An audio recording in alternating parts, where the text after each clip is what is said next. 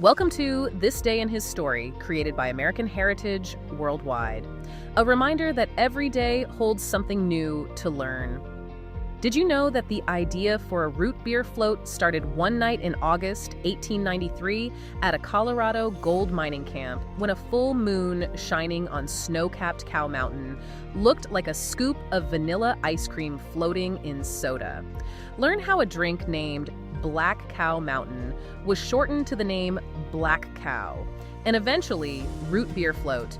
Discover that Charles E. Hires introduced his version of root beer to the public at the 1876 Centennial International Exhibition in Philadelphia, Pennsylvania, and that today, root beer is the longest continuously made soft drink in the United States.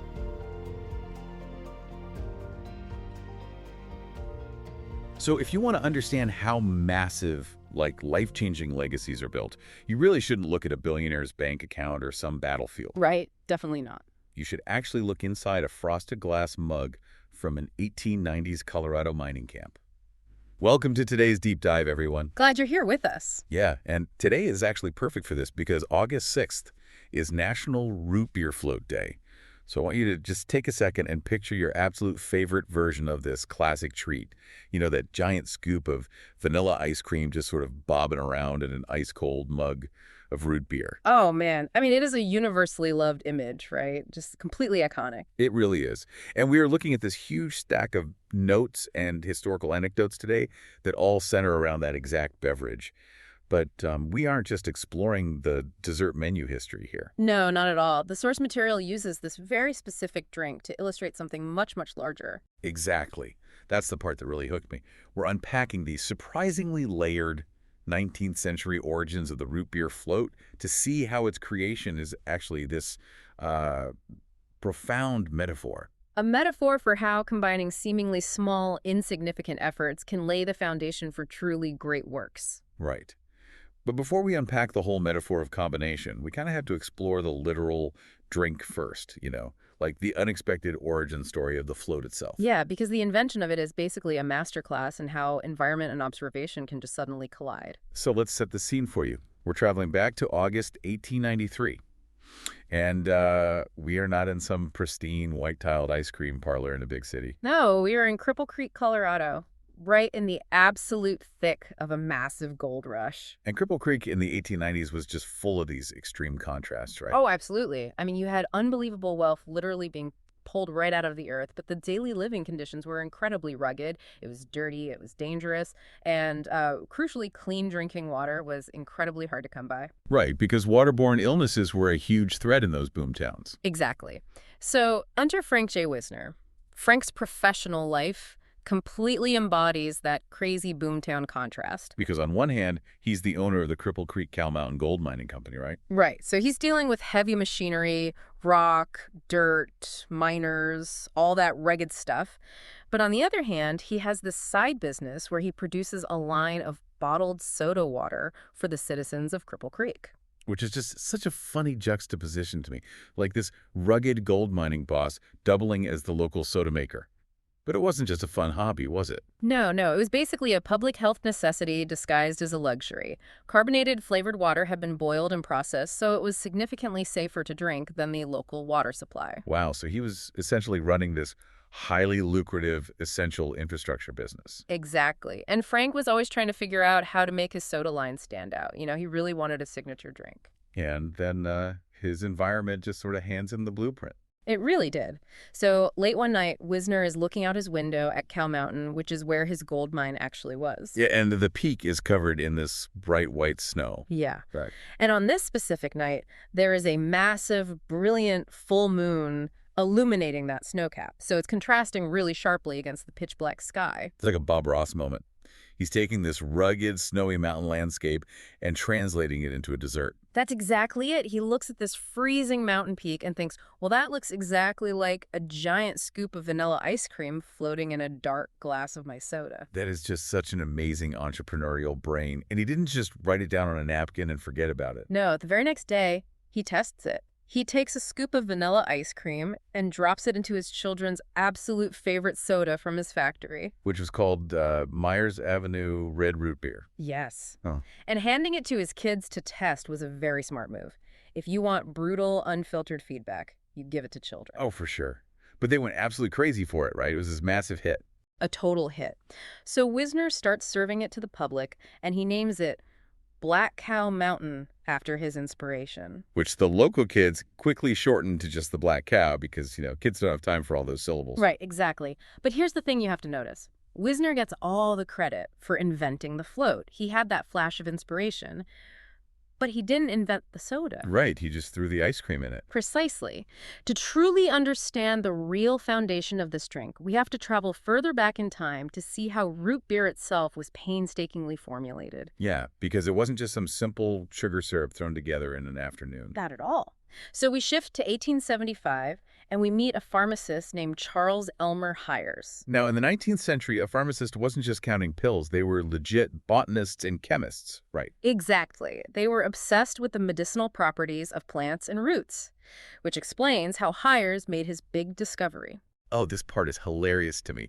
So Hires is on his honeymoon in New Jersey, and the landlady at their boarding house serves them this local recipe for sassafras tea. And Hires takes one sip, and his pharmacist's brain just instantly kicks into overdrive. But wait a minute. Who spends their honeymoon hunting down the botanical breakdown of a root tea? I mean, playfully pushing back here, but the guy needed to relax. I know.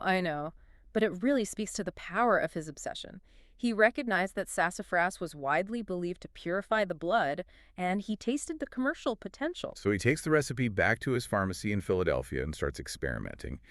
But his first version wasn't a liquid soda, was it? No, it was actually a dry version. You'd buy a packet of dried roots, barks, and herbs, take it home, boil it in water, add your own sugar and yeast, and then ferment it yourself to create carbonation. That sounds like a massive chore for the consumer. It was. And honestly, it probably would have stayed this obscure local dry mix forever if it wasn't for a friend of his. Oh, right. The sources say a friend stepped in and basically encouraged him to do the hard work of making a liquid formula. Yes. The power of iteration and encouragement is huge here. Hires didn't get the final product on day one. It took that friend pushing him to iterate and create a ready-to-drink syrup. And the complexity of that final liquid recipe is just wild. It was a combination of more than 25 different herbs, berries, and roots. Yeah, we're talking sarsaparilla, sassafras, wintergreen, licorice, vanilla, juniper, dandelion, just a massive list. It totally reminds me of modern-day craft mixology. Where a bartender uses a dropper to add some crazy 5-ingredient botanical tincture to your drink. Hires was doing that with 25 ingredients back in 1875. And he introduced this incredible botanical blend to the public at the 1876 Centennial International Exhibition in Philadelphia. The World's Fair. I mean, that is a huge stage. It was a monumental success. By 1893, which is the same year Wisner invented the Black Cow, the Hires family was bottling and distributing the beverage everywhere. And it's now the longest continuously made soft drink in the United States. Wow. Okay, so we have the physical combining of 25 herbs, and then we have Wisner physically combining that complex soda with ice cream. Right. Which brings us to the thematic core of our deep dive today, this alchemy of combination. Exactly. Moving from the beverage to the metaphor. So let me ask you, the listener, about your own root beer float habits. When you have one, do you eat the ice cream first? Or do you drink the root beer out from under it? Or do you furiously stir the whole thing together into a sludge? Yeah, exactly. And by the way, there are tons of simple ways to make this at home. You can find videos online on how to make homemade root beer or your own Black Cow if you want to test these methods out yourself. But however you eat it, the core metaphor from our sources is this. Just as ice cream and root beer combine to make this amazing drink, we can combine our efforts with others to work together for good. It's like this sensory alchemy, right? You have the spicy, bubbly root beer and the sweet, creamy ice cream. They shouldn't necessarily make sense together, but combining them creates a completely unique third texture and flavor. It really does. Their unique properties support each other structurally. So think about that in your own life. Who is your favorite friend or family member to work with while you're serving others? And, what have you accomplished by combining your unique efforts?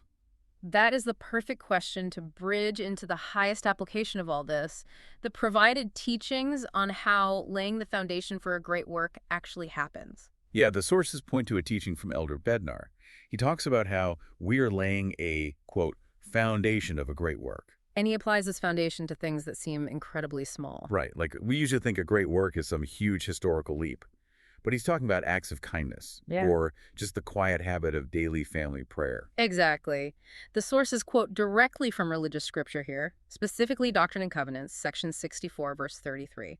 It says, "Wherefore, be not weary in well-doing, for ye are laying the foundation of a great work.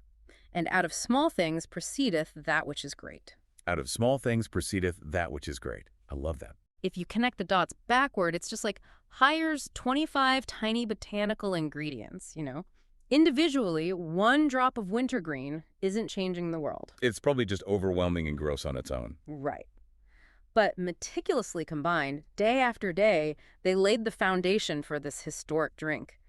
And in a world where people feel they need to take massive leaps to be impactful, it's so important to remember that greatness really proceeds out of small, consistent things. It's basically like building a brick wall. You don't throw up an entire wall all at once. You lay one small, seemingly insignificant brick at a time. One piece at a time. But it's really easy to get, as the scripture says, weary, right? When you're just laying one brick or doing one small act of kindness, you might feel like it's not doing anything. But those small things are exactly what build the great work. That's the emotional infrastructure we're talking about. You are combining your small efforts with your environment to build something stable. Okay, so let's briefly recap this awesome journey we've been on. We went from a moonlit Colorado mining camp in 1893. With Frank Wisner and his black cow. Right, and then back to a pharmacist's honeymoon in 1875 with Charles Hires. Discovering that 25-ingredient botanical masterpiece. Exactly. All the way to the realization that combining small efforts, whether it's in a glass or in our daily lives, through acts of kindness and family prayer, is what creates lasting greatness. It's all about combination and consistency. Which leaves us with a final thread for you to pull on today. Notice how neither of these continuous legacies would exist without someone else. That's true. Hires needed a friend to encourage him to make the liquid formula. Yep. And Wisner combined his ingredients specifically to delight his kids. The collaboration was essential. It was. So what small thing are you doing today, or who are you collaborating with right now, that might just lay the foundation for something people are still enjoying or feeling the impact of 150 years from now? It's definitely something to think about. It really is. Keep laying those small bricks, everyone. And maybe pour yourself a cold root beer float while you're at it. Thanks for joining us on this deep dive. We'll catch you next time. Thank you for joining us for this day in His story. May the lessons of yesterday inspire you to see God's hand today and to play your part in His story now.